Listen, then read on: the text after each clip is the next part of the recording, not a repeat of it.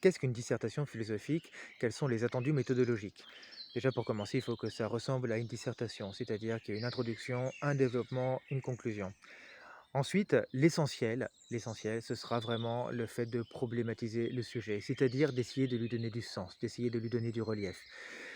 Dans l'introduction, c'est le lieu par excellence de la problématisation. Je vous invite à définir les termes importants.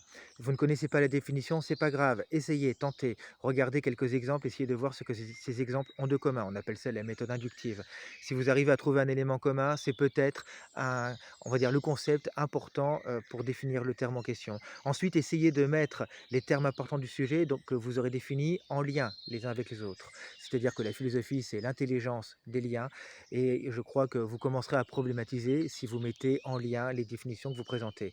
Ensuite, vous essayez de présenter un paradoxe à partir de cette mise en lien. Le paradoxe, qu'est-ce que c'est? C'est ce qui choque l'opinion. C'est quelque chose qui n'est pas évident. Si dans votre copie, à aucun moment, vous sortez des préjugés, des idées convenues, des opinions plates, vous n'avez pas commencé à faire de la philosophie. La philosophie commence avec le paradoxe, commence avec le fait de poser des questions un peu étonnantes, originales, surprenantes et qui peut-être sont vraies.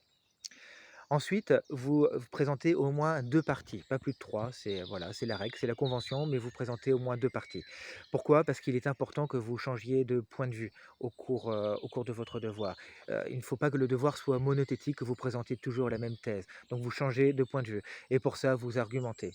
Vous présentez à chaque fois, dans chaque partie, une thèse et dans la première partie, vous pouvez émettre ensuite toutes les objections que vous pouvez. De 2 choses l'une, soit l'objection, elle n'est pas décisive et ça vous permet de renforcer la thèse de votre partie, soit elle est décisive et ça vous fait une transition et à la fin, vous arrivez vers la thèse qui vous paraît la plus pertinente, la plus solide et si le cœur vous en dit, si vous sentez le courage de faire une conclusion, avec une ouverture, je ne suis pas trop convaincu par cela. Rarement je trouve les bonnes ouvertures dans les conclusions. Donc contentez-vous de rappeler le problème qui a été posé et essayez de donner une réponse ferme, nuancée et ouverte, c'est-à-dire que vous ne prétendez pas résoudre le problème une fois pour toutes.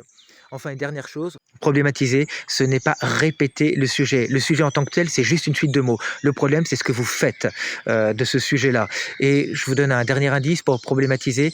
Je crois que trouver un concept qui n'apparaît pas dans le sujet, mais qui éclaire le sujet, qui lui donne un sens et un relief particulier, c'est une très très bonne méthode.